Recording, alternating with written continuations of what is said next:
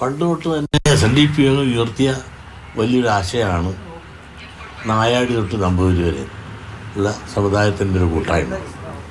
ഒരു സമുദായത്തിൻ്റെ അവകാശങ്ങൾ പിടിച്ചു പറ്റാനല്ല, അവരുടെ അവകാശങ്ങൾ നിഷേധിക്കാനല്ല. ആ കൂട്ടായ്മ അനിവാര്യം. മറ്റ് സമുദായങ്ങളെല്ലാം ഒന്നിച്ചു നിന്ന് അത് നന്നാകുമ്പോൾ ഈ വിഭാഗവും ഈ ഹിന്ദു വിഭാഗങ്ങൾ ഭിന്നിച്ചു നിൽക്കുന്നത് കാലഘട്ടത്തിന് അനുയോജ്യമല്ല. അനുയായികൾക്ക് അത് തൃപ്തിയല്ല.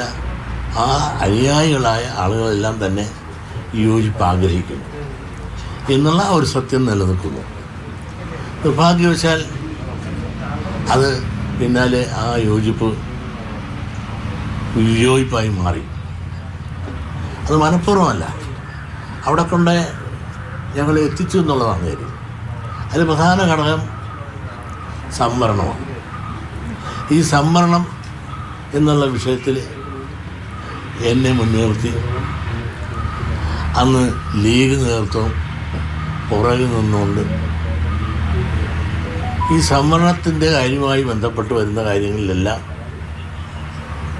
കേരളത്തിലും ഇന്ത്യയിലും പല മേഖലകളിലും പ്രതിഷേധങ്ങളും സമ്മേളനങ്ങളും ധർണകളും എല്ലാം നടത്തിക്കുവാൻ SNDP യോഗത്തെ മുന്നിൽ നിർത്തിക്കൊണ്ടും മുസ്ലിം നേതൃത്വങ്ങളും അനുയായികളും ലീഗും പിൻബലം നൽകിക്കൊണ്ടും ഒരുപാട് സമരങ്ങളെല്ലാം നടത്തി.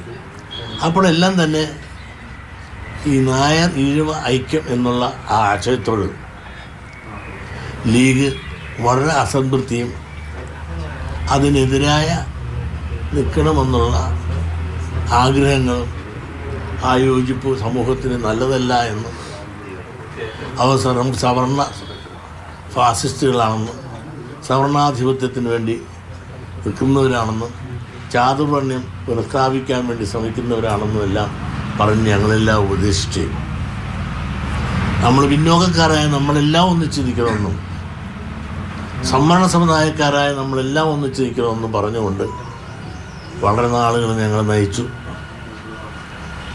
പ്രത്യേകിച്ച് വന്ന് LDFൻ്റെ ഭരണകാലമാണ്.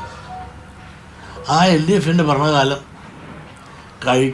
കഴിഞ്ഞ് അവരെ ഇറക്കി നമ്മുടെ ഭരണം വരുമെന്ന്, അന്നിതെല്ലാം നമ്മുടെ പോരായ്മകളെല്ലാം പരിഹരിച്ചുകൊണ്ട് പരിഹാരമുണ്ടാകുമെന്നും എല്ലാം ഉറപ്പ് വന്നുകൊണ്ടാണ് മുൻപോട്ട് പോയെങ്കിലും ഭരണം പോയി.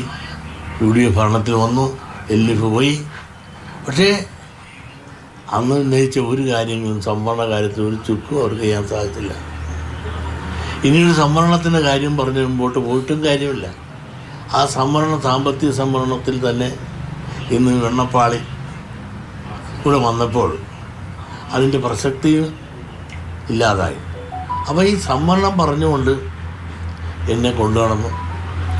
ഞാനതിൻ്റെ പുറകെ പോയി എന്നുള്ള സത്യമാണ്. പക്ഷേ കാര്യങ്ങൾ തിരിഞ്ഞു നോക്കുമ്പോൾ കുറ്റബോധം എനിക്ക് മനസ്സിലായി. ചതിക്കപ്പെട്ടു. UDF ആണ് ചോദിച്ചതെന്ന് ഇന്ന് ചില വസ്തുതകളുണ്ട്. അന്ന് ഞാൻ അങ്ങനെ പറഞ്ഞിട്ടില്ല. ഞങ്ങളെ NSS SNDP ആയിട്ട് തെറ്റിച്ചതിൻ്റെ പ്രധാന കണ്ണി ലീഗ് നേതൃത്വമാണ്.